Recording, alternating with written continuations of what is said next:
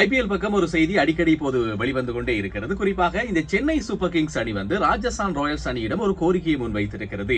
சஞ்சு சாம்சனை எப்படியாவது எங்களுடைய அணிக்கு தந்து விடுங்கள். காரணம், இப்போது மகேந்திர சிங் தோனியும் விடைபெறுகின்ற தருணத்தில் இருக்கின்ற காரணத்தால் ஒரு விக்கெட் காப்பாளர் மிக முக்கியமாக தேவைப்படுகிறார். அதே நேரம் அவர் ஒரு துடுப்பாட்ட வீரராகவும் இருந்தால் அது சிறப்பு.